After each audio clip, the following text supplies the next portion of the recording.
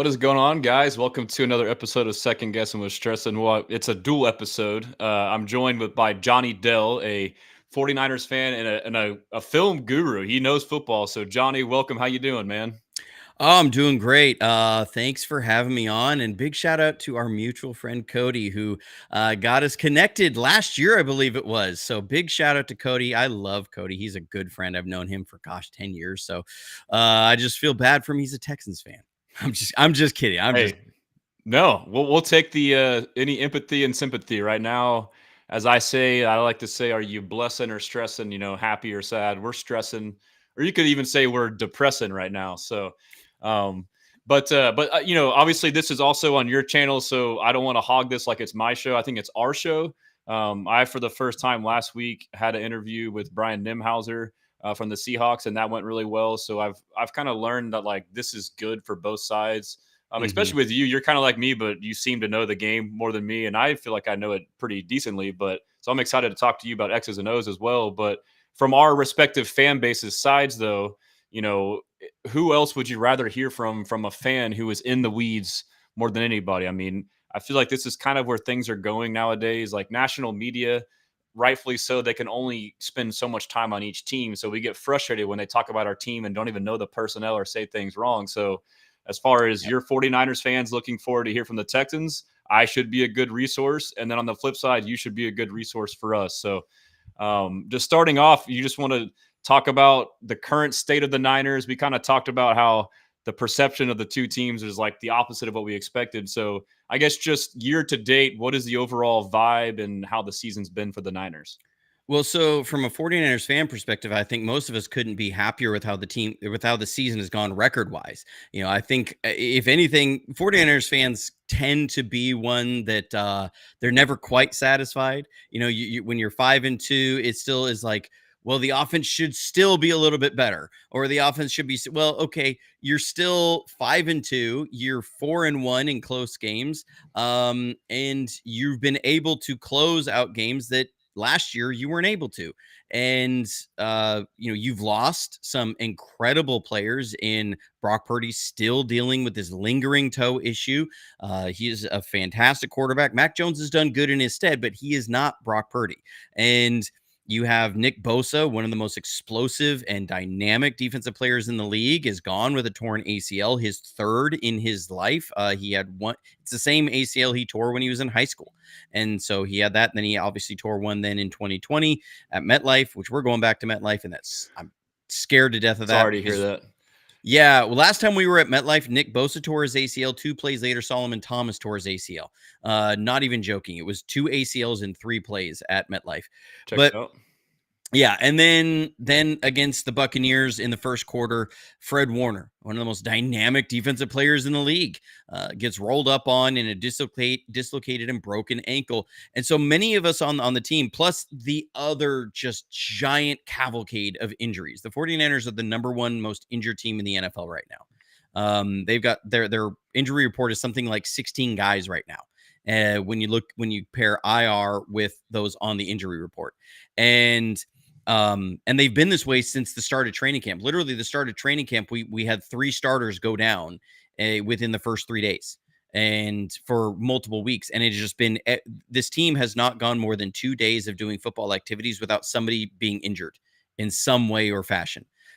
Even the beginning of this week, starting left cornerback Diamador Lenore showed up on the injury report Wednesday, with a thigh and did not practice. Like had not even been on the injury report in the conference call on Monday. Wednesday is it did not practice. Nobody has any idea about this. Bryce Huff, defensive end, who's been playing very well in place of Nick Bosa, or well, not in place, but he was supposed to be the bookend with Nick Bosa. He ended up none of us caught it because it happened literally on the last play of the game for the defense against the Falcons, pulled his hamstring, and conference call Monday morning. Bryce Huff's out a couple weeks with a hamstring, and you're going, what in the world? So it's just it's like you have this massive cavalcade of injuries, but you're still 5-2, and you say this defense still held the Falcons to 10 points, and you're still getting it done. So I think for the 49ers fans, we say, in spite of everything we've gone through, with all the youth that was infused in this team the last 2 years, being 5-2, we're ecstatic about that. And so I think it's very bizarre because our expectations were more to be a 3-3 team right now. I think many people were looking at us and saying, okay, maybe strength of schedule helps you out, but realistically, we're 3-3, 4-3 around this, or 4-2 around this time. But you're ending up 5-2, and you're looking up at positively out there, where 49ers fans are talking about what big trades can you make to make a run, like at the end of this. Mhm. And the front office is kind of like, well, let's see how things get closer to the trade deadline.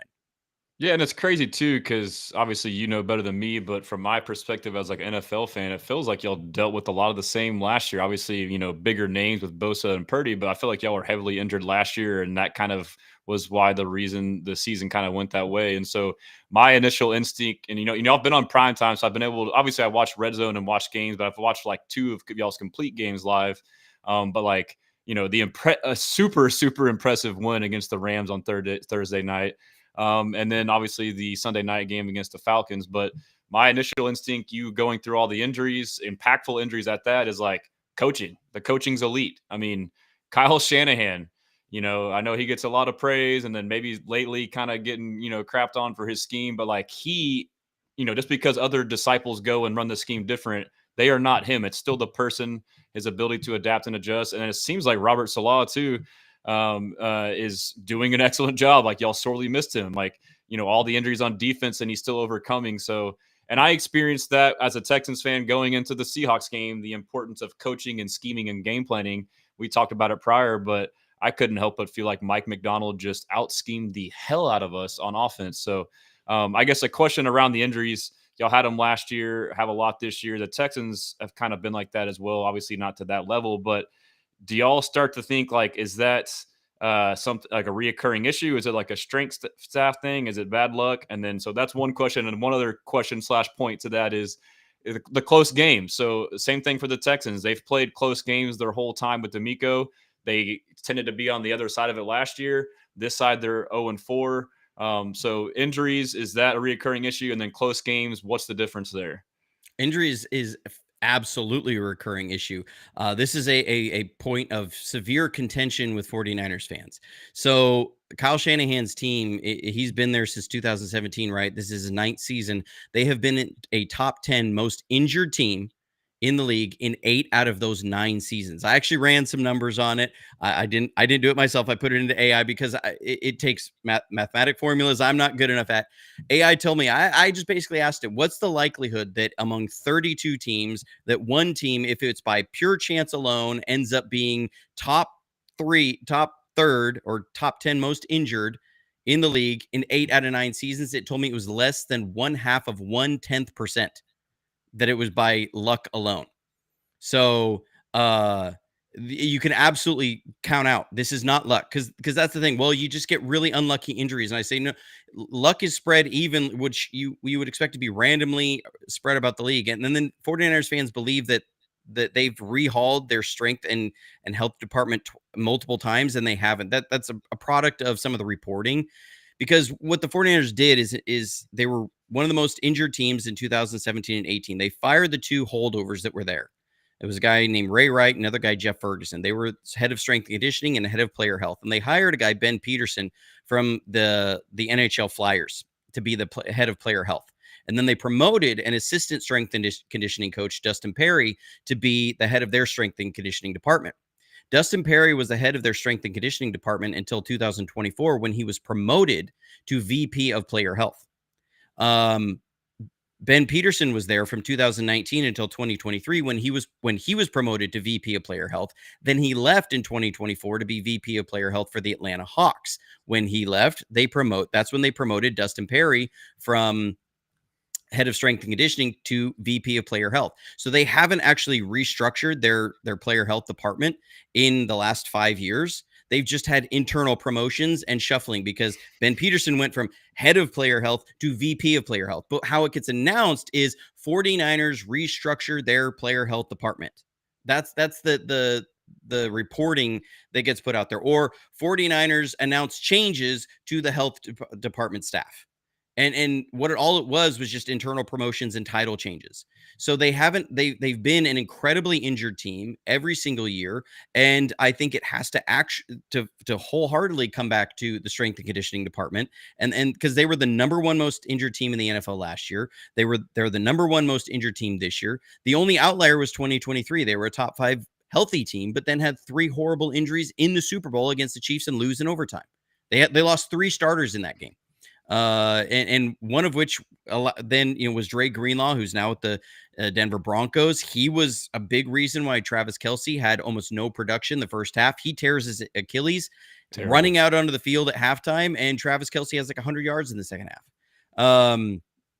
And so it's been a major point of contention with 49ers fans. You go, if we could stay healthy, this would be a lot better. But the biggest change this year is that you have a defense that can close, because they went back to the kind of defensive philosophy that we've seen with that Robert Saleh had, and then DeMeco Ryans after him when he came there, which was, I'm going to create favorable matchups for my front 7 and their ability to stop the run and rush the passer, even if that means I'm gonna ask more of my secondary. And that means I'm not gonna give them as favorable leverages. I'm not gonna give them as favorable matchups, but I'm willing to live with that if I can stress an opponent's offensive line.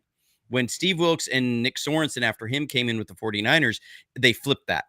And they said, okay, we're willing to live with tougher matchups up front if we can get more favorable matchups on the back end. Both of those guys are secondary guys, by the way. Okay, so you have Steve Wilks as a defensive backs history. Nick Sorensen, obviously a former safety and defensive backs history. So they took that approach. And what you saw was the team was able to cover for 3.5, 4 seconds, but they couldn't win up front in pass rushes. They couldn't stop the run because their defensive line was being asked to be all world heroes. You're asking Nick Bosa to beat a double team the whole time. And so what I love about what DeMeco Ryans, and when I put their tape on, is you see that same mentality. This is going to be 2 defenses that come with the same core principles, and they both want to fly fast. They want their players to play fast up in the front 7. They ask their front 7 to play fast. They ask their safeties to play fast. They want everybody running downhill. They want to lock the offense into a box and say, you have to beat us when we're coming at you at 100 miles an hour. It's that all grass, no brakes. Like, they want guys moving one direction fast. That's awesome. So there are similarities, and like basically what you're saying to me is y'all had an aggressive approach on defense, went to a conservative one, and back now to an aggressive one where it's a little bit more risk reward. Where and I see the same thing on the Texans. It does help, or you / do need good cover corners to be able to do that, and so that's part of why DeMeco's been able to do it with Kamari Lassiter and Derek Stingley Jr. And, if you ask them to cover and man so many times, yes, they will get beat here and there, but it's worth it. And so my initial instinct as a Texans fan, hearing that you're saying Saleh would rather put pressure on the pass protection and, and have a chance of getting burnt deep, that scares me, because the Seahawks defense was elite in pass rush and run defense, but, the passing part of their secondary was, the weakness. And I thought we would exploit that, but we could never even get to it. So, like, if that part of the defense can overwhelm that part of the offense, the part you're worried about may not even get exploited. So, I don't know how you feel about that. Have you kind of dove into any film as far as the matchup with Nick Caley and how you project this scheme will be and how it'll work against us? Well, so what's fascinating about the defense, yes, they're all gas, no brakes, and they are very attacking, but they still are about limiting explosives. Mm-hmm. So if you're going to beat them, what they say is you have to work the short and intermediate area, and specifically what we're gonna allow you is we're gonna give you the flats, and that's where we're gonna allow some space, and then you're going to have to beat, and it was really based around Fred Warner, right? You're going to have to beat us over the middle in space, as far as making someone miss. So you see a lot of, and Robert Saleh has really gone to this the last number of years, and it started really there right before DeMeco Ryans came over. They both play a lot of quarters, and they both play a lot of quarter half. Mm-hmm. And then they also both play a lot of it's a Fangio version of quarters, which is called cover 4 tricks. So what they're going to do is on the weak side, they're going to man up. So you're going to have Stingley, or and they'll do this with either corner, but they like to have the weak side two receiver side in man. So you have the number 1 and number 2 are manned up on there. You quarters the other side, and you have different matching rules for different ways that they account for the different formations of three wide receivers sets, whether it's bunch, close, far. Like, they have different ways they account for everything. But you have your weak side safety. It's called cross key. So that's why it's called tricks. It's the X is for cross keying. So it's cross keying to the trips receiver side. And so they do that so you can essentially keep 5 eyes to the 3, and then you have 1-on-1 on the backside. And that allows your trick safety to play very aggressively at run weak side. So you can slant and you can play strong side runs really aggressively because you don't have to worry about them slipping out the back door because your safety is going to be able to play aggressive. So it allows your front 7 to play very aggressive against a run. They're also not being asked to fly way out to the flat. So they're able to attack their run fits and then drop and gain depth. And so it really, like, it seems like it's going to be a risk reward where you're going to give up these big plays, but both of them play these defenses very similarly. The way that Saleh does it and D'Amico Ryans does it. They both really, that's the basis of a lot of their coverages right now in the way in their fronts. So if you're going to beat the 49ers, what you really want to do is you say, okay, if I have a Nico Collins, which I don't know if he's going to be playing this week, what's the status on him? Concussion, hasn't been a practice. I would say he's out. So you're going to see more Jaden Higgins and Jalen Noel, which was what we need. It's funny, as Texans fans, you draft these rookies over linemen and don't play them, but now you're going to be forced into playing them. So now, I will say I am a huge Jaden Higgins fan. I did a show on my own channel in the offseason before the draft. I did an entire show on Jaden Higgins and his tape because I was such a big fan of his, was so impressed with him. I was sending it to Cody. I was like, dude, I hope we get Jaden Higgins. And when y'all drafted him, I was so irritated. I was like, dadgummit. well, it's okay. We don't use him, so don't worry about it. but he's a kid that has so much talent. I mean, my goodness. So if it's me, there's a chance Renardo Green, our starting left corner, is not starting. If Darrell Luter who's our backup behind him, is playing, he can sometimes get lost. He's not great in out of phase. And that's where Jaden Higgins and his size can really play as an advantage. What I would do is I would say, okay, we're gonna work the right side runs hard. We're gonna run hard to the run or hard to the right. We're gonna set it up so that the wide side of the field is to the left, and we're gonna put that as the weak side, and we're gonna go after Darrell Luter. We're going to try and hit him on some comebacks. We're going to hit these digs, and we're going to change strength right before the snap so that it forces, because when you have those split field coverages, the entire defense has to be on the same page of which side is the man and which side's the zone. And so if you change strength right before the snap, there can be issues with that. And the 49ers had a lot of issues with that against the Buccaneers. We had 5 or 6 busts in coverage against the Bucs because just they didn't account for and didn't communicate, because it was also after Fred Warner went out, of change of strength motion right before the snap. And so that's one way. Like, if I was Kaylee, I would say that's going to be a core of our passing game. And if we can bust you would them go out from 2x2 and motion the slot from Higgins' side to make it 3x1, and now Higgins is backside 1-on-1. Yeah, or 3x2 and then motion a running back, because you can use that running back. No, we don't do that. We drafted Woody Marks, who had 82 catches a single season at Mississippi State, the best receiving back in the draft, and we don't motion him out. He just stays in the backfield and run between the tackles. Well, I mean, you don't even have to motion him out. You just change him from the left side to the right side. So he just goes to the other side of the quarterback, and that changes the strength right there. So you just do that in shotgun, and boom, that's going to have to cause the defense to flip their coverage. So I like because that's the simple things the Bucs did. That was why it was so frustrating. Like, these were simple. So is that on the quarterback more often than not, or is that relayed? Like, obviously, you probably game plan that and scout it all week, but ultimately the quarterback is the one who has to make that determination last second to flip the strength by flipping the running back, or is that? No, that's going to be part of the play call. So you'd have something like trips left, Z right, where you're going to then go trips to the left side and then motion your Z. And if you have your running back and something over there, as the Z comes across the formation, he's going to change the strength. And so you can do that. So if you can just bake it into the play, and that's one of those things that during the first 15 plays, you're probably going to see those kind of motions on third downs, because Nick Caley's going to try and look for, okay, are they doing these change of strength adjustments, and how well are they adjusting out of it? because so they're going to look at that in between series. So that's going to be something that if I was the Texans, I would challenge the 49ers on and say, this is what we're going to do. And you live with if you have to eat a couple sacks early to just to harvest that information. If you harvest that information and you can attack that, then that should help you going forward. When I watch the Texans offense, the biggest thing I see is it's almost a little too reliant upon believing that a team is going to do what you think it's going to do every single time. And what I mean on that is it's like they aren't providing either. And I don't know, and maybe you can kind of illuminate this a little bit for me. Is it's like I remember there was the sack that everybody thought it was a safety on CJ Stroud, but look, it wasn't a safety. The contact was made before the end zone, and so it's a forward progress. Thank you. It doesn't matter if he's moving backwards. I agree. It wasn't like still a terrible sack. Right. And yes, he's moving himself backwards, but the moment he's touched by a defender, forward progress is stopped. It doesn't matter if he's turned and run the other way. But like on that play, they kept both the tight end and the running back in the block. And so you're not giving any hot answers. Okay, so if you're going to do that, you better believe that you're going to get man coverage on the backside, on the back end. And they didn't. They got a matching zone.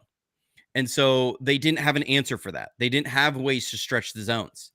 And so it was like, you're really only giving him an answer against one look here. Now, I don't know if that's on CJ Stroud, if that's him coming to the line and saying, okay, we're going to make the adjustment. If this isn't the look that we want, we're going to hot to this running back actually being a hot out, or what. I don't know what is in the structure. It just feels like there's a disconnect there, and that is the plan. It is not something that is cohesive from play caller to quarterback to execution.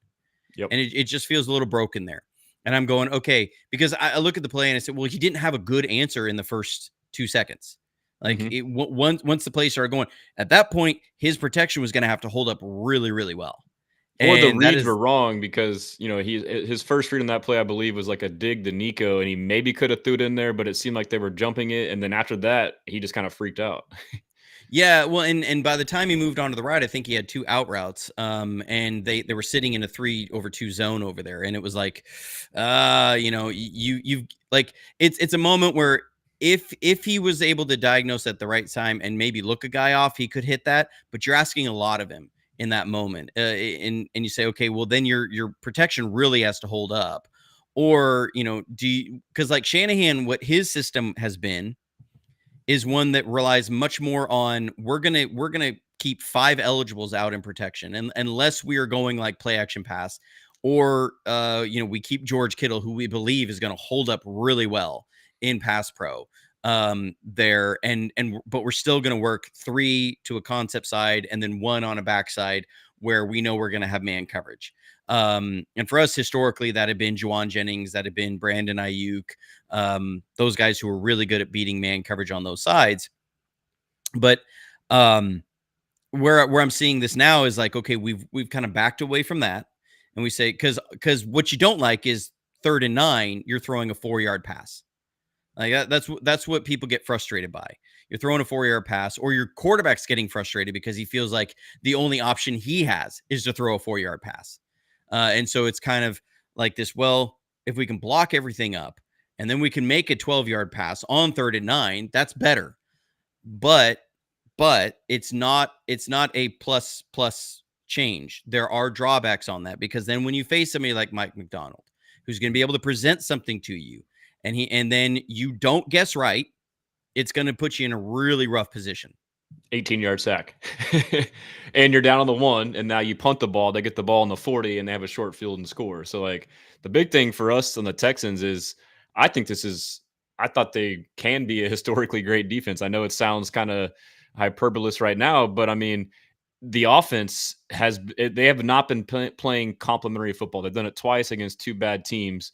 And in those games, you saw how good the defense was. A shutout and 10 points, which really could have been 3 points. It was a gifted touchdown. So, but in that Seahawks game, they scored 27 points. And you can really go back to field position and things the offense did, whether it was sacks, turnovers, etc., where almost at least half of those points were put on the offense. Like, not only is the offense not helping you by scoring points, they're hurting the defense by putting you in bad situations. And then also, too, the defense is taking the ball away, giving you chances, and you don't capitalize. It gets the total opposite of complimentary football on our end. But, so I am concerned. Like, it sounds, they'll probably watch that Mike McDonald tape, and it's just like the NFL copycat league. I mean, they have a great reference. You literally just saw them, confuse us, CJ, the quarterback, and the OC on what to do. You would assume that Robert Saleh, a good DC, would kind of do some of those same things. So are you expecting a similar type of performance from y'all's defense against our pass protection? What I'm fascinated for in this game is the question and answer sessions. So coaches, as they're starting their opening scripts, it's almost like a question and answer.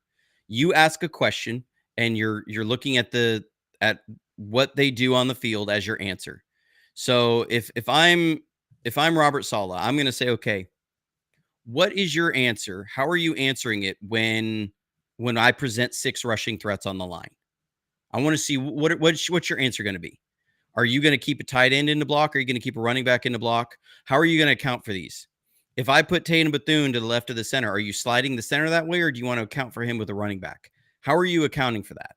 And then I'm going to say, okay, if you're keeping these 2 guys in the block, and they're going to chip on my defensive ends, or they're going to hold on my defensive ends, now I know which stunts I'm going to try and bring.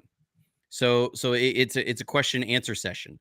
And so it's going to be, he's going to pose that question, and he's going to say, are you trying to give your quarterback quick answers, or are you trying to give him really, really strong answers? Because you can't always do both.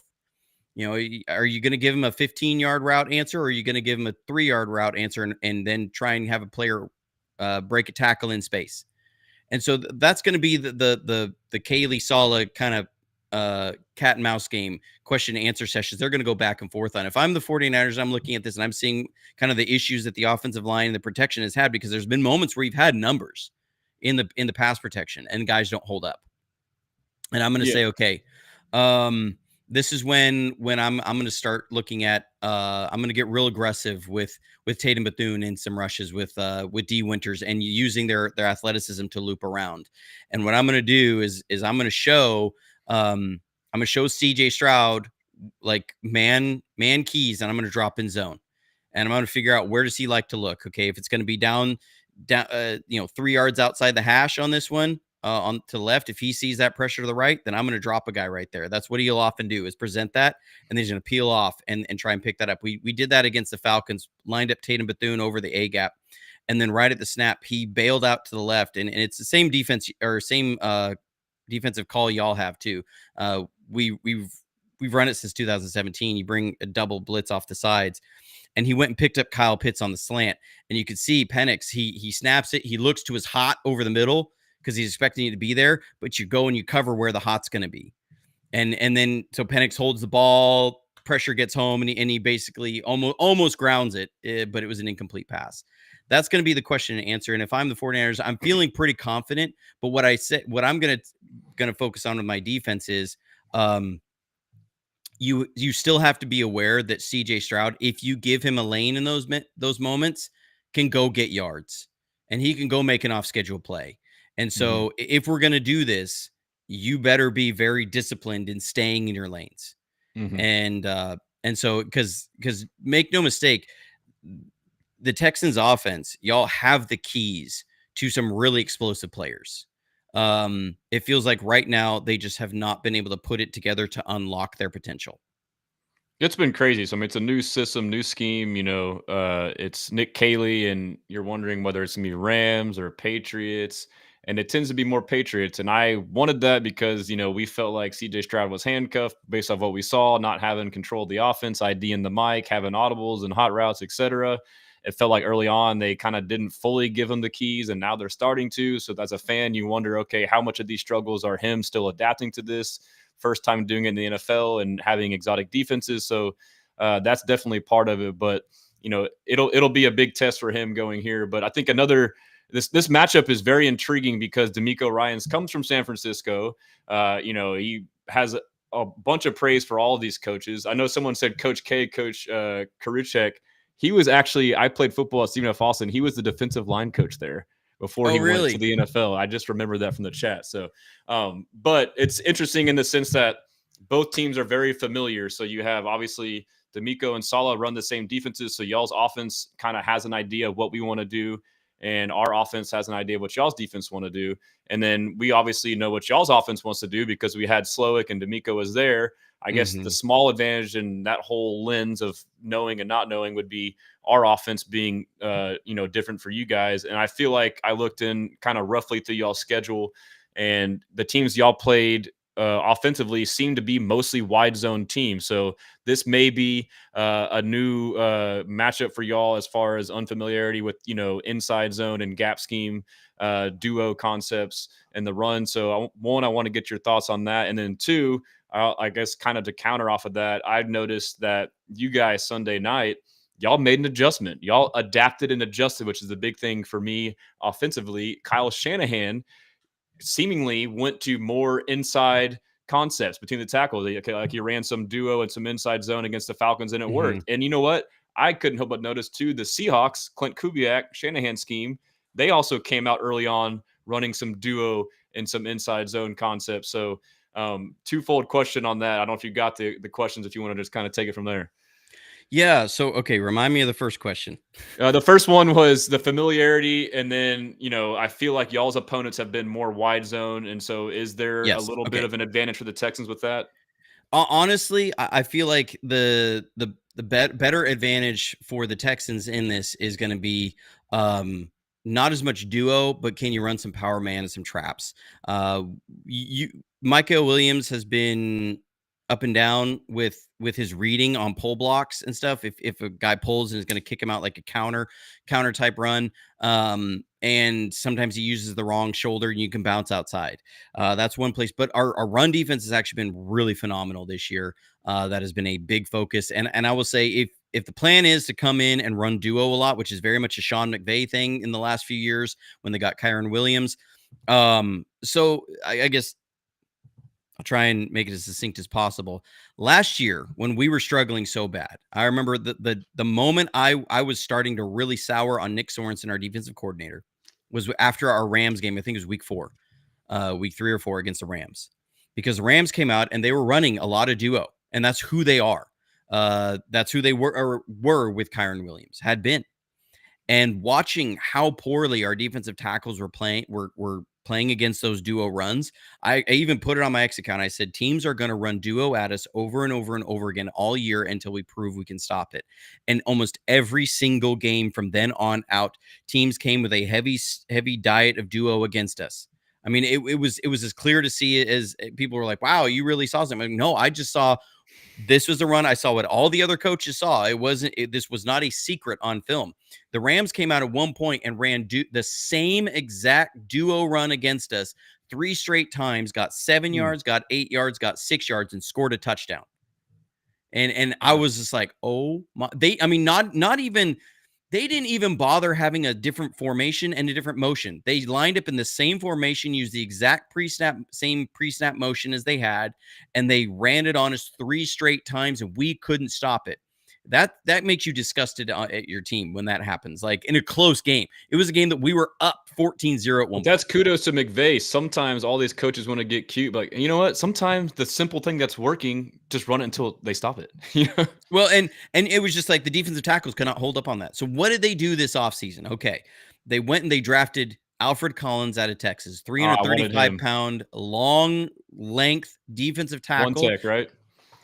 Yeah, he's playing a lot of 3 there. They moved him to 3 technique because he's got the feet and the length for it. They love length from their 3 techs. So his wingspan was like 88th percentile. Sort of. I got CJ West too. Wasn't he also a nose tackle or a 1 tech? Yeah. No? So CJ's more of the nose tackle type. He's playing a little more 3 as well. But both of those guys, when I watched their college tape, I watched them stand up against duo as well as anybody in the league. And I was like, okay, the 49ers had a plan. I watched Micah Williams at Georgia get moved inside to a 3 and 4 technique and stand up against duo. And I was like, okay, they had a plan that they saw. We got beat by these runs, and in the Shanahan system, duo is called punch. That they were like, we're not going to get punched anymore. We're going to hold up against these. So what I've seen this year is teams that sit there and try and run duo on us. We are defending it so much better. It looks to me, just from, I haven't run the stats on it, but from my just kind of naked eye of review on it and kind of straw poll almost, it feels like last year we were giving up about 3 yards before contact on duo runs, and right now it feels like about 0.75 or 1. I mean, is that kind of a difference? So if the hope is to sit there and try and run duo into that 49ers defensive front, I think that's going to be a really tough task.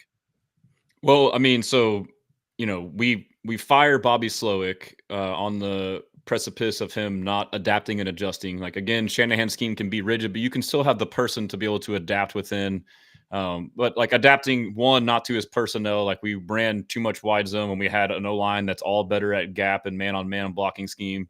And then obviously we hired Kaylee, and every interview you hear is like, we got him to adapt and adjust. And his whole thing is like, I will adapt to our personnel. I'll build the offense around them, and I will adapt and adjust weekly to our opponents. And we really haven't seen either. Like, he's shown that he wants to do the same thing. I guess it's tough because obviously you still need a core identity and philosophy. And for us, that is duo and inside zone.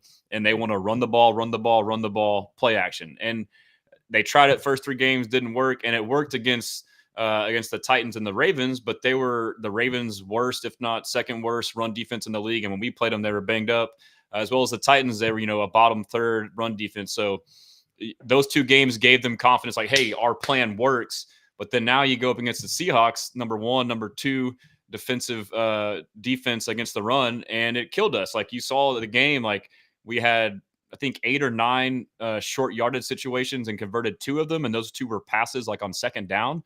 We tried running the ball up the middle several times on 3rd and short, 4th and short, and couldn't do it. So my whole mindset is like, I want them to adapt and adjust and kind of spread it out more at times when you can't run, and abandon the run, or maybe try more wide zone in those situations. But to me, it feels like they're going to stick to it. And, we can win some games if we play some average to below average rush defenses. But what you're telling me is y'all have made a concerted effort. But so those opponents y'all have played, they historically tend to run more zone. So as part of that, do you have to figure into, like, you haven't played like a true identity gap team yet to really be optimistic that that's why they're stopping it? Or do you still kind of feel the same way?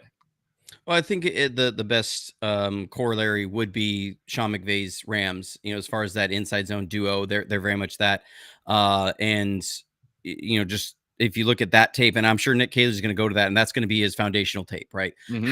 How did Robert Saleh defend Sean McVay's team? How is he defending this? And I'm going to look, and he's going to look at, what matchups was he willing to live with? What was he trying to cover up for? And how did he try and do that? Was it by leverage on this? Was it by, they're going to look at a lot of little details on that. I think it just, again, from looking at the tape on the Texans, it feels like Nick Cayley's not 100% sure what his offensive line is, and he's not 100% sure who CJ Stroud is as a quarterback. Is he one where because when McVay made the change from more of the Shanahan style to more of this, we're going to allow some more adjustments by the quarterback at the line of scrimmage. And it's not even that allow might not even be the right term, because Kyle Shanahan's talked about this. He had a really good podcast episode with one of our beat reporters, Tim Kawakami, who sits down with him at the beginning of training camp every year. And this was a portion that they spent about 10 minutes talking about. And Kyle went into a lot of detail about it, because in that offense, in that system, they put a lot on the center. So identifying the mic is something they do almost every play. But I will say on pass protection, on run plays, some of them are Sam identified, some are Mike identified, some are Will identified. So the run game has a lot of different identifiers in there. And so instead of trying to ask the quarterback to do all of that, they would say, well, we're going to ask the center to do that. And so a lot of times, if you see the Shanahan system, you'll see the tackles and guards are going to get to the line of scrimmage, and they're going to get down in their set, and the center is going to still be standing up, because what he's doing is he's identifying who's the Mike, who's the Will, because he's gonna make those call outs to the offensive line. And then he's gonna try and watch for who's moving around and how things are being adjusted, and he's going to declare certain things. And the quarterback just has to understand what he's going to declare, but doesn't have to worry about communicating it. And he gets to, as things are moving, watch the safeties. And so now you've taken CJ Stroud's eyes from the safeties to he's having to watch the front and the linebackers and identify who's moving where and who's moving what. And from there, then make any changes that they want. And it's not that a quarterback maybe can or can't. It's what are they used to doing? Mm-hmm. Because if you've run this, because a lot of times you run the same concepts. It might be dagger, okay? Well, every other time when you play, for 2 years when you ran dagger, you were used to cluing on this safety, and I'm going to watch this move, and then when that happens, I can keep my eyes on him the whole time, and I'm able to make that, and I tie it to my feet. And all of a sudden now, though, I'm being asked, okay, we're going to send this in motion. I need you to watch this guy over here, and if we need to adjust protection, we're going to do it. And if so, that's going to change your read. And that just, it takes, you're trying to rewire how somebody has operated in an offense for a while. And to me, it's either you live with the growing pains and you say the end product might be closer to what we want, but we're going to have a lot of growing pains in between there. But you run the risk of burying your quarterback's confidence and make him gun shy and make him no longer play fast. Or, I don't want people to assume that that CJ Stroud just isn't capable of running it this way, because I don't know. Yeah, I don't know if he is or not. And I don't think Nick Caley knows if he is or not. Yeah. I think CJ Stroud felt like this is something he wanted some more control. Kyle Shanahan's told the story again in that meeting of like, the reason they did that is he's allowed to, and it's still up to their quarterback. Like, he allowed Kirk Cousins to do that. He told the story about Kirk Cousins doing that in Washington. He said, Kirk came to me. We played this team, and they came with the same blitz 3 times. And and by the 3rd time, he knew it was coming, and he kind of wanted to adjust the protection and take the shot, because he was like, I knew we could have hit the big shot, but we didn't do it. And so Kirk came to him during the week, and he said, okay, if this happens again, and we have that kind of a situation, can I make the adjustment and go for the bigger shot? And Kyle said, yeah, you can do whatever you want. Yeah, I mean, you want to do that? That's fine with me. He goes, but you better be right. You better be right. And so Kirk was like, all right, I got this. And so that week he was like, he was studying their pressure packages and doing all this stuff. And after the game, Kirk Cousins came to Kyle Shanahan and he said, that was the worst game I've ever played in my life. He's like, because I was so ready for 3 of their blitz packages that I knew we could get a home run on. And because of that, I was so focused on looking for it every single play that it was like, I couldn't digest everything else that was going on, because I was looking so hard for that one big shot. I wanted to hit it so bad. And it ended up. And he was a young quarterback at this point too, right? That's part of the deal with CJ Stroud, a young quarterback. You're wanting to hit these big, huge home runs. That's part of the bigger overall issue, in my opinion. Yeah, it's like, okay, this is that moment to get there, and so you end up focusing on that and being so into and muddying the mind with these looks that you never get, that they showed other teams, and now all of a sudden you're not getting those, and you prepared all week for them, and they're not showing up, and it's like you forgot how to just it's like overwhelmed with the stuff that you were preparing for to just start playing fast. So Shanahan, the way his system's always been, they don't do a lot of audibles because there's like 3 or 4 different coverage adjustment routes. So, like a through route, for example, has one way it's run versus 2 safety, one way it's run versus single safety. And so it might go this way, it might go that way, but there's an answer for it against certain coverage. One route's going to be a curl route versus single safety. It's going to be a fade versus 2. And you have these choice routes, and you have all these different things. Like each play can have up to 3 different adjustments based on the coverage. And so, you go from that to all of a sudden now the quarterback's got to assign some of those. And it can just make guys play slower. And, Tom Brady got really good at that, but he was also playing and he was Tom Brady for a really long time. Matt Stafford's been in the league for a really long time. Yeah. And so I feel like, okay, if you're going to go this route and you believe CJ Stroud can, this is going to be a 3-year investment, a 2-year investment. It's going to take some time. Are fans, are the team willing to make this investment? And as far as time, Peyton Manning and Kyle talked about this too. It was another great point. He says, people, they always mention, like Can Brock do? Because people have said Brock could do the same thing. Could Brock do what Peyton Manning did? Because Peyton Manning was stamped there, and everybody watch him make all these adjustments. He's like, yeah, but Peyton Manning only played in one formation almost his entire career. We're not trying to play in one formation our entire career. We're trying to play in 30 different formations. So, it's about, do you want to try and be multi-formational, or do you want to put all this on your quarterback? Because the Patriots didn't have that many formations. Like we just act like they're running the same systems, but had even more that they were doing. Well, no, when you do that on your quarterback, other things have got to get pared down. And I think they're trying to figure that out, and they haven't been able to figure that out.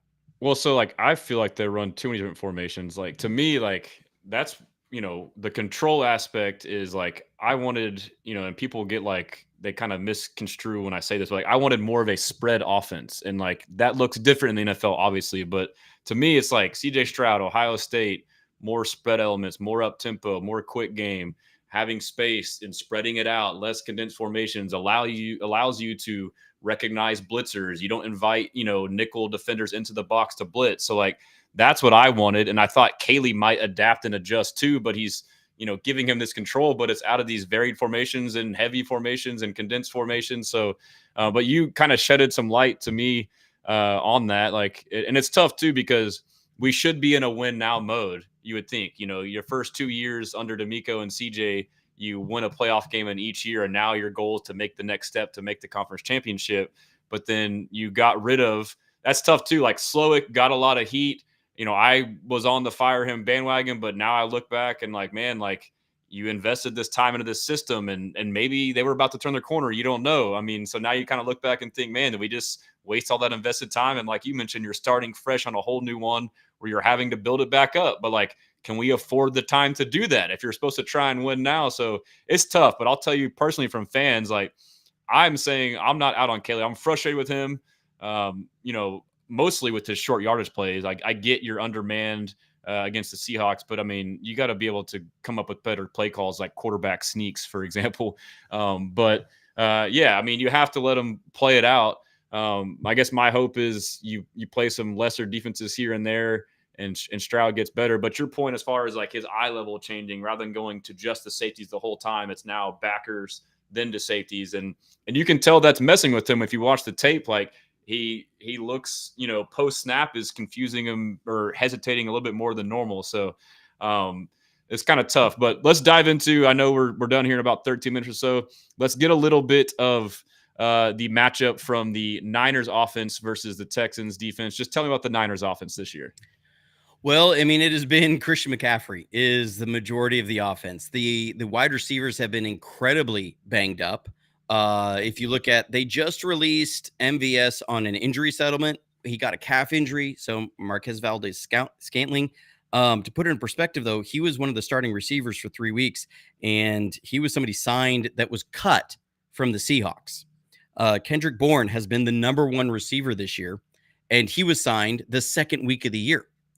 That's how bad their receiver core has been banged up. Ricky Pearsall is most likely not playing this game. First round pick last year, still dealing with a PCL injury. Brandon Ayuk still on IR. Juwan Jennings is getting healthier, but he's not there. We're not sure what's happening with Jordan Watkins, a rookie that we drafted who had a very strong preseason, but he's been out with a number of different injuries. Jacob Cowing, a second-year burner. He had a hamstring pull in the beginning of training camp, was cleared by the player health department at the end of training camp to come back, has had such a severe hamstring pull, he has not even returned to practice yet. That's a shame. He pulled his hamstring at the end of August. We are now nearing the end. It has been almost 2 months. Okay, to put it in perspective, George Kittle had a severe hamstring pull in week 1 against the Seahawks, and he came back last week. Jacob Cowing was hurt the week before and still has not been even had his practice window opened from IR. So, like the receiver core is extremely banged up.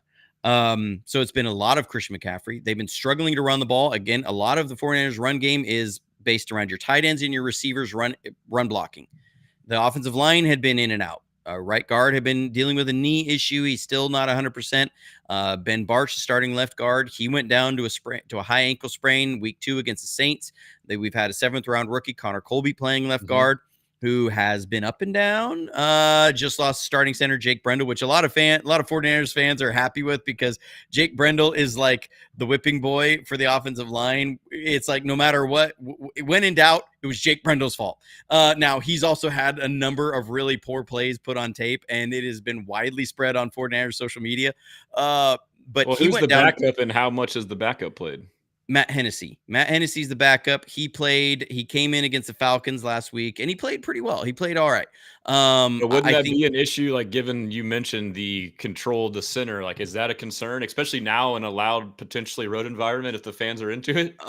It does concern me. I'm not gonna lie. I mean, Jake Brendel, for all of his physical deficiencies, was a very smart player. You at least get And lined up to begin with to give yourself a chance. and makes the right calls. There's a lot of calls in the run game. I mean, the 49ers playbook is like 6 pages of calls in the run game that are based upon different fronts and different shifts that you're going to see. So, and those again are all handled. It might be a solo call where he's saying, okay, we were going to do a combo block, and he's telling the left guard, now you got this guy solo, and I'm going to go do this. And like, we had a play where that happened against the Saints. No, it wasn't the Saints. It was whoever we played after that. But it was a solo call, and they didn't get it. You know, Colby was hesitant on his steps. He doesn't get the call over. But you're going to have things like that. Run game, a lot of that. When you have your protections. And now so that's going to be stressed. But Christian McCaffrey has been getting the ball in his hands. And a lot of that too, you had George Kittle gone forever. So I mean, just pass catchers were few and far between. So now you're starting to get some of those back, but you're going against a really good Texans defense. It's really good in the secondary. Really good in the secondary. I think the question and answer session, if I'm Kyle Shanahan, is going to be, okay, D'Amico, do you stay in this quarters? And if you are you willing to live with Al-Shaair on Christian McCaffrey over the middle? Nope. That's going to be the question, because when you go in that quarters, you're able to then, you know, kind of move everybody out and over the middle. And the Seahawks attacked Al-Shaair with Arroyo, the tight end, in those over the middle zones, right? They just sent a running back to the flat. They ran off the far side, and that brings the curl player over, and so it's opening up the middle. They're providing space, and where Al-Shaair's got to cover that tight end in space in that choice middle or zone. option route too, right? I mean, like, yeah, they had some choice.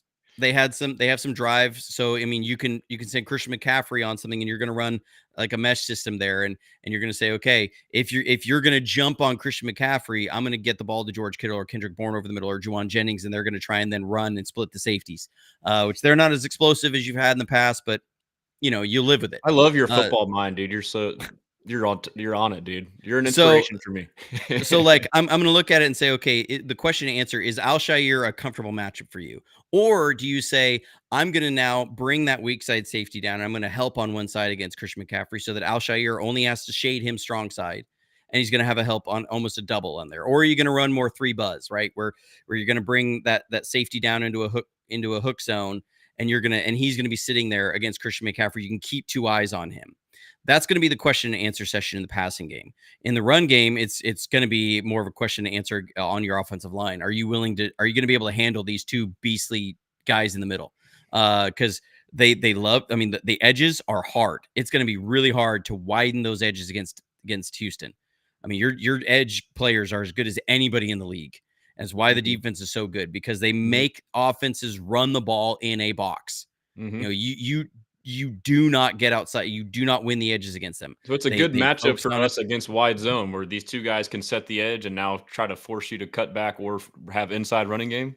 Yeah, and it says, okay, are you going to be able to then pull some of that gap run that you saw against Atlanta? Can you do that against this Houston's defensive interior? Now, the Falcons had 3 guys inside, but they were all undersized. Now you have 2 guys who are extremely fast, are extremely strong, that can hold the point of attack, and it allows all of those gap fillers. They play an aggressive 1 gap. They're going to come flying downhill fast. And so that means you better have your pad strapped on tight if you're Kyle Juszczyk, if you're George Kittle, if you're Luke Farrell, to go pick up these guys. That means it's harder for your wide receivers to get up on those blocks on a linebacker or a safety who's sitting there, because they're going to be coming down in a hurry. So how do you know, and you can't take advantage of that because they set such a good edge. And so, I mean, it's going to be tough going in the run game. But the challenge would be, can you get that? Can you get at least something to where you can run some play action? Maybe, Bob back on backer sort of stuff, where in that where you're singling up the weak side. If that's George Kittle, can you get George Kittle coming at him like a run block on a man coverage there? You run Stingley off, and then now you have to force Kittle's man defender to play run first and then try and cover him going out deep. The Seahawks hit you with that a couple times. Deep throws to the tight end down the right sideline. So like I'm looking at that. I'm like, okay, is that somewhere you can get to? But they're going to be few and far between. This is a very, very, very good Houston defense with the deficiencies that their offense has had to hold up the way they have. This, as good as everybody still says they are, I think they are still underrated. To me, this is the best defense in the league. DeMeco Ryans is doing a phenomenal job with that defense. I love DeMeco as a coach. I mean, this is, as Shanahan has said about a few things, this is an ice bag game. Okay, it's going to be, you're going to have to be bringing the ice bags out after this game, because it's going to be brutal. And the question for us as 49ers fans is, who are we having to offer as a blood sacrifice to the injury god to get through this game, right? Because when it's going to be that kind of a game, you almost feel like it. I do want to ask this question because I want to see, how do Texans fans perceive Alshire, because I think that he's gotten a lot of attention nationally as being a dirty player. Is he seen as a dirty player by Houston fans? It depends on who you ask, and I feel like it's like slowly people are starting to say that. But me personally, like, I saw that last hit against Darnold. I'm like, like initially, I'm like, man, that's kind of messed up. And then you watch it. Okay, he makes contact inbounds and drives him down. His head's down. You hear his explanation. He says he didn't hear a whistle. I mean, so you're kind of like, I don't fault him on that play. Darnold lowered his head, lowered his shoulder inbounds, and then he pulled him down into him too. Yeah, well, I mean, there's a lot of like the play started in bounds. Like it was, and it wasn't like, if you don't like they it, were right on the bounds. Out of bounds, bro. Everything he's been involved with, the Caleb Williams one, he's trying to tiptoe out of bounds and get a free hit. Like, get your ass out of bounds or get hit. Like, that's just a larger issue overall. And then the Trevor Lawrence one to me was another issue. Quarterbacks, sliding, not sliding, like either get out of bounds or slide. And if you get hit, that's on you. So, I mean, I don't think he intentionally is a dirty player and tries to hurt people. I think he just plays the game the right way and the way it's supposed to be played. And I think that's the way DeMeco Ryans wants his players to play: physical, aggressive, intimidating. Our whole defense plays like that. Like, they will hit your ass legally. But if, it just happens to be, it's one of those things too. Like, that's just how he plays. It all started with that Trevor Lawrence thing and Caleb Williams. And now it's just like, he's become like this, polarizing figure. But I think most people, Texans fans, will say, no, like, y'all are soft. He's playing within the rules and it's getting overblown. Well, and look, quarterbacks, like, I feel like some of them tried to bait him into it, and they're going to say, well, I'm going to slide late and I'll get 15 yards. But I think he's also taken the approach of, okay, you're going to do that, you might not finish the game. And for me as a football fan, I say I'm fine with that, because if a quarterback, that is on you to protect the risk yourself. you take.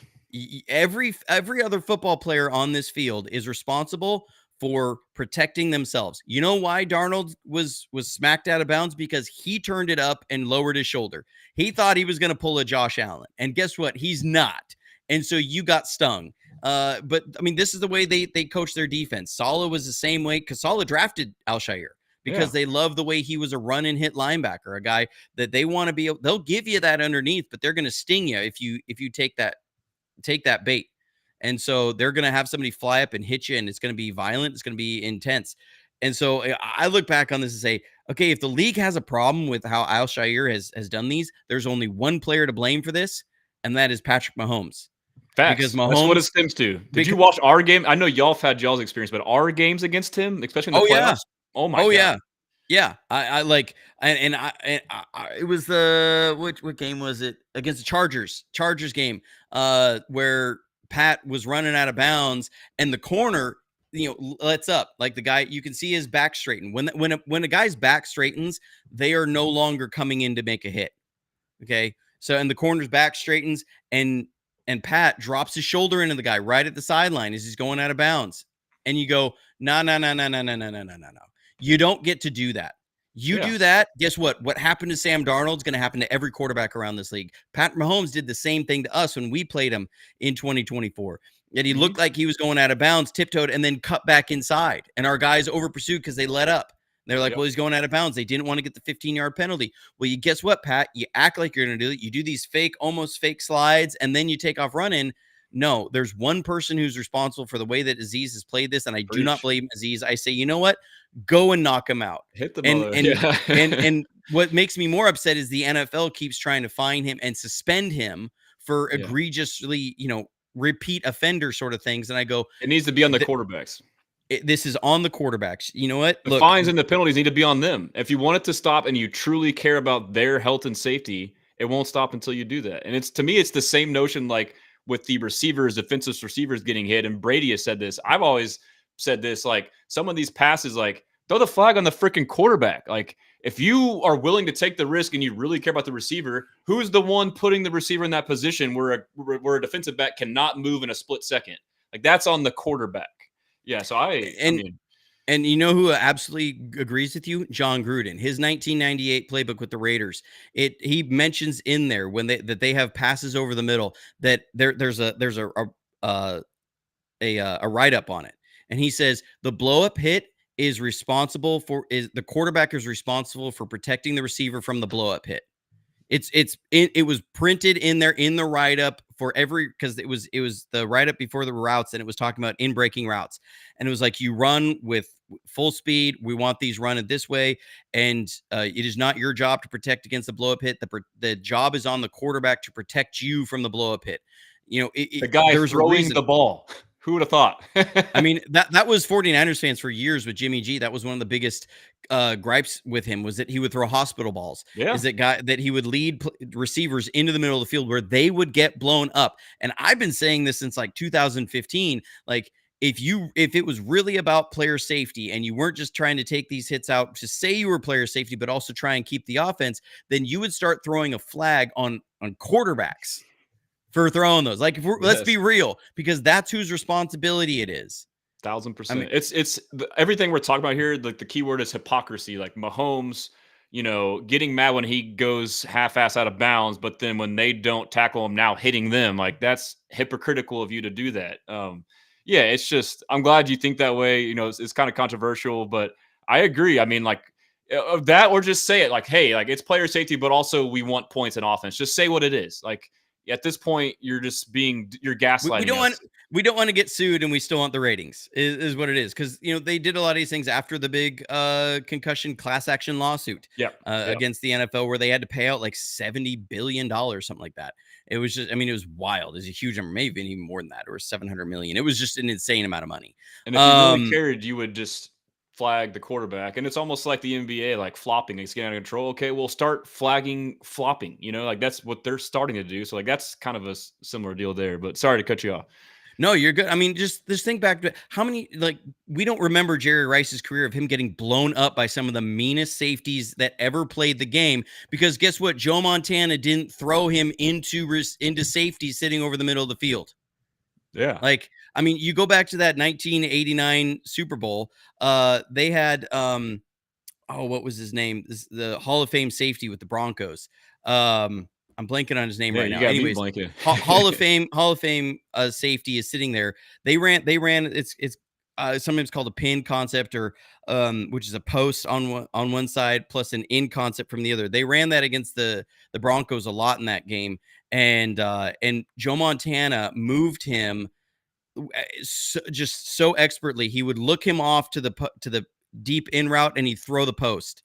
He would move that safety and throw it. Like, that's the stuff that you should be seeing from quarterbacks. If you shouldn't just sit there and guess and say, okay, I think it's going to be there, because in that day and age, that if you threw the deep in when that safety was flat-footed, your guy was getting separated from his helmet. Like that was what you were having happen. And they didn't blame the safety. They said the quarterback should have never thrown that ball. I mean, so I see a lot of this stuff, like defenders. I mean, Richard Sherman's talked about it. You're just asking defenders to protect, they shouldn't be the protectors of the offense.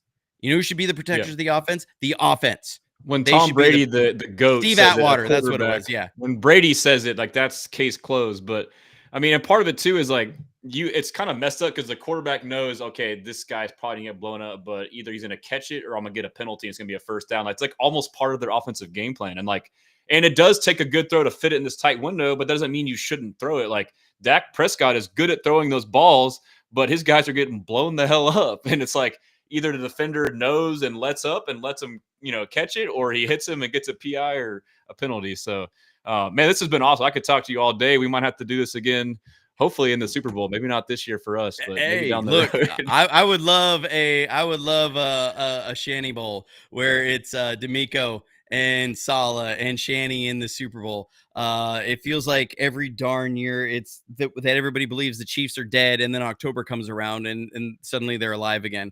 But I do wonder with Cayman's Island podcast. He's a good friend. He's here in Alabama where I'm at. But he asked, and I guess I'll ask you this: do you think it's going to be the first to 17 points wins? Is this going to be a low scoring affair? I think it's going to be. Absolutely. So I look at y'all's game against the Falcons. I watched that game and I couldn't help but think like, this is how the Texans Niners game will be. And y'all's offense is, manufactured through CMC and the pass game and getting creative. It's going to be a defensive battle. And for the Texans to win, they don't need a good offense, a great offense. They just need their offense not to hurt them. Don't take 18-yard sacks. Don't throw picks.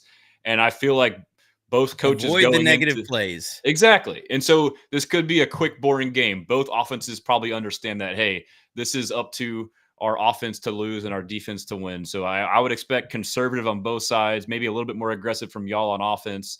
But yeah, I mean, field position, ball control, don't turn the ball over. So first to 17 might be the case, and you might have some scores. And if it does feel too, if either team does get down multiple scores, it's probably out of reach. And I mean, I don't see the Texans coming back from a 14-point lead. It happened to the Seahawks. It was 14. It was pretty much game after the first quarter.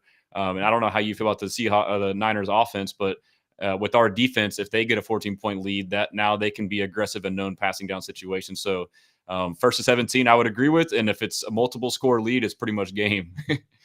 Yeah. And I feel like this is it's going to be a frustrating game for both of us, I think, to watch offensively for our offenses, because this feels like one of those games that if you have a 2-yard loss on first down, your drive's over. Yep. I mean, it just feels that way. Like you have any sort of negative play on first down. If you have a false start by your offensive lineman on first down, drive's over. You try and run it outside. You can't get that crack block. Oh, wait, drive's over. But I would prefer that. I know it's defeatist mindset, but I would prefer that rather than trying to make a bad situation worse. Like I just said, now taking a big sack or a fumble, and I would prefer that. It's not going to be preferred by fans, but that is the smart approach with our offense, at least. My biggest fear in this game is coming into this game is I know we're probably going to be able to hold y'all's offense to 24 points or less. I feel like that's I can feel that pretty confidently. I don't feel like our offense is going to score more than 20 points. I don't think that's what's going to be happening. What this game's going to come down to is which quarterback exposes the ball first. And that's going to be and I worry about Mac Jones in that, because he has had several fumbles inside the pocket. And when you got the edge players, you got screaming off the edges, and Colton McKivitz is not a great pass protector. He's a very good run blocker. He's going to struggle. And which guy do they love as the matchup there? And he's your right tackle. He's the right tackle.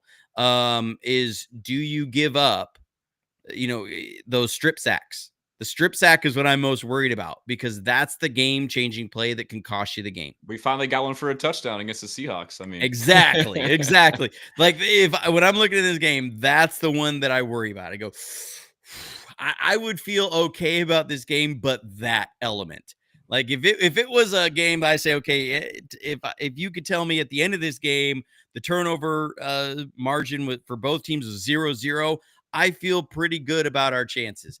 If you tell me that there's 2 turnovers involved with each team, I'm saying we lost this game because Mac Jones fumbled at the worst time and gave the ball over at the worst place. That's how I'm feeling about it.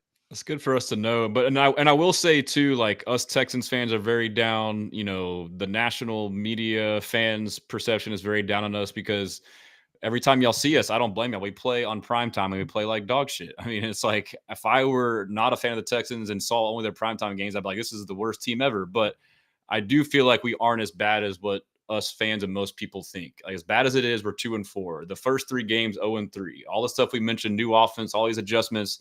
You lost to the Rams by 1 possession, fumbled inside the 20, going ahead under 2 minutes to win the game. You lost to the Bucks. You had Baker Mayfield in the pocket on a blitz with Henry To'oTo'o on 4th and 10 to end the game. Gets juked, go down to lose the game. The game against the Jags, you had 3 turnovers in their end of the field in the fourth quarter, including another fumble by Nico Collins to go ahead late in the game. And you lost by 7, but we gave them the touchdown because of the situation. So 3 games there, all winnable. Obviously, you win against 2 bad teams. And then the Seahawks game, as bad as it was, you were in the game. So I feel like, the recency bias of what we just saw. And, obviously I don't want to come up here and like act like we're some great team. I'm just trying to say we may not be as bad as people think.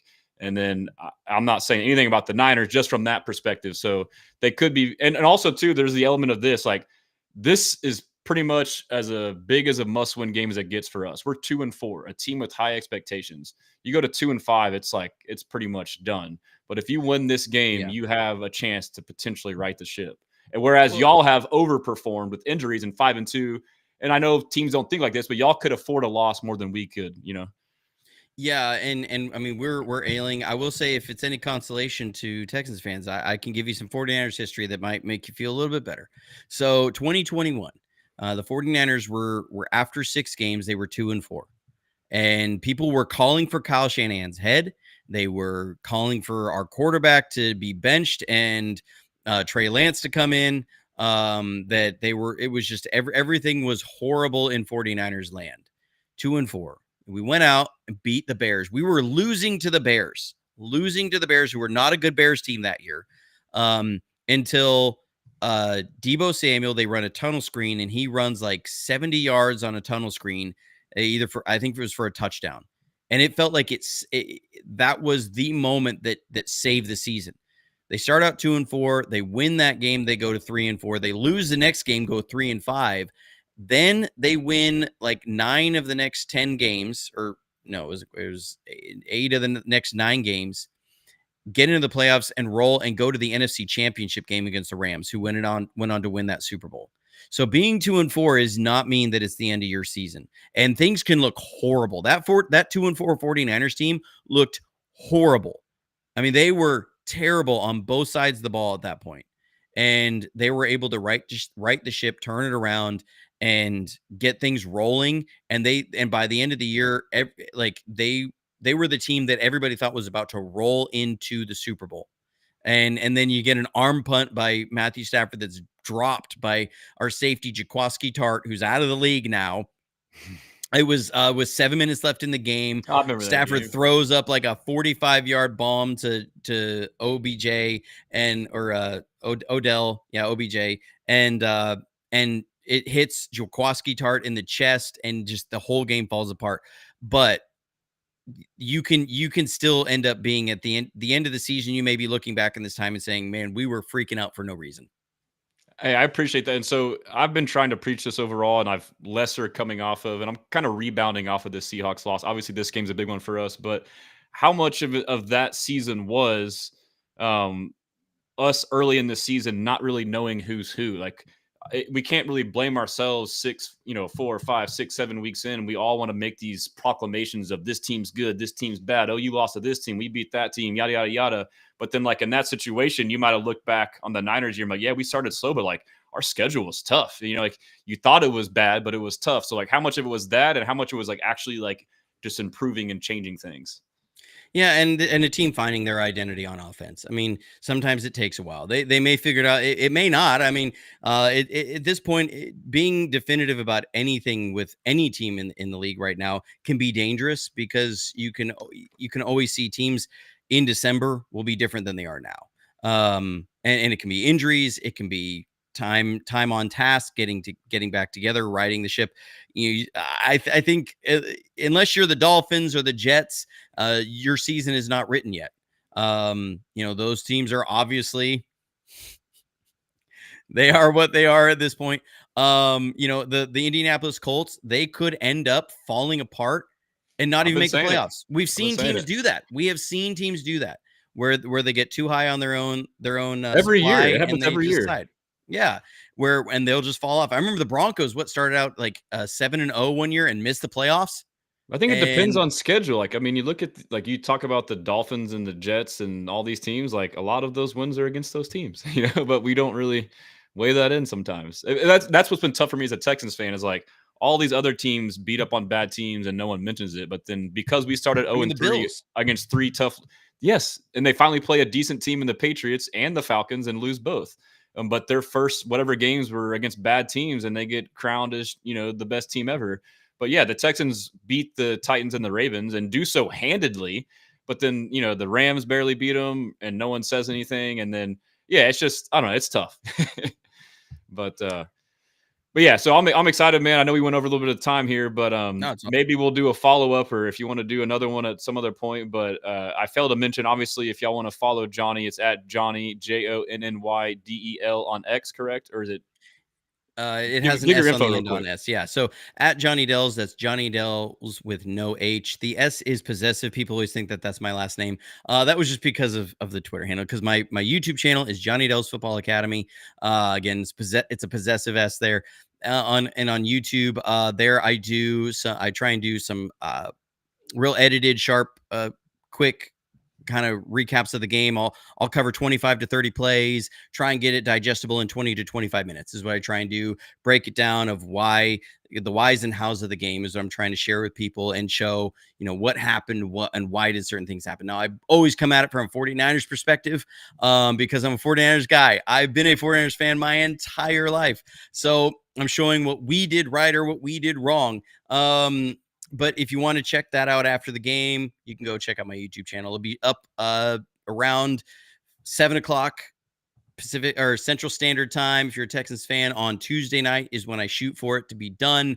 There's my YouTube channel. Yep, there it is in all its Look at this. glory. So in the off season, I need to get with you, like, because obviously I know a decent amount of football, but like one, learning more from you, but two, learning how to edit and do videos like this. I mean, you can see he's explaining in great detail route concepts, coverages. I mean, this guy is a wizard, dude. And I've gotten to know him. He goes to the Senior Bowl as well and does Yeah. scouting there. So even if you're a Texans fan, you can still follow him on YouTube and get some great intel. I mean, we all scout our players going into the draft. So this guy is awesome. Y'all should definitely give him a follow.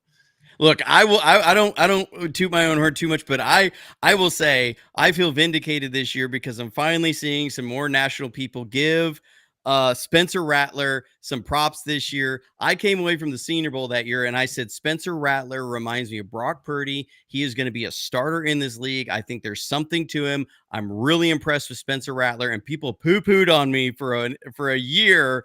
And Robert Saleh came out, and people, and I was like, Robert Saleh said this about him, and they're like, oh, that's just coach speak. Because Robert Saleh said before we played the Saints, he was like, by the end of the year, this guy's going to be a household name. He's an incredible quarterback.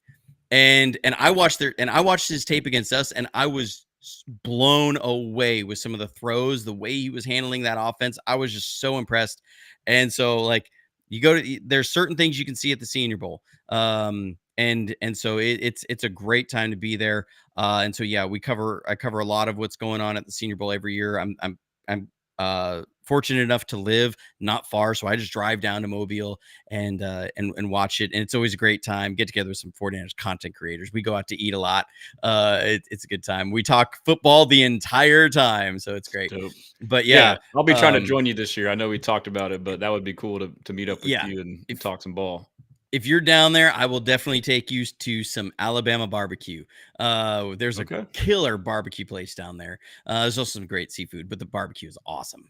Both sound great to me. And I agree, man. Like I've been high on Rattler too. Like obviously I wasn't at Senior Bowl analyzing him, but like just from watching, like this guy is good. He's not bad. So kudos to you on that. But I know you got things to do. Appreciate you guys tuning in. This was an absolute blast. It seems so far like the 49ers fan base is a delight. So Shout out to all you guys. Best of luck to y'all, and look forward to a great matchup. You got anything else before we close it out? And we can say our goodbyes after this, but I'll just kind of end the stream after this. Yeah, no. Thank you for reaching out and thank you for connecting. And this is a fun show, man. I really appreciate it too. It's always good to talk to another guy, especially an outside perspective. To go over things and get the perspective on both teams. I haven't done this in a couple of years. I did it a couple of years ago. I was trying to get together with different content creators from different teams throughout the year. It was just a lot of work and it was kind of hit or miss. Some people leave you high and dry. So I really appreciate the opportunity, appreciate the discussion. Likewise, man. I really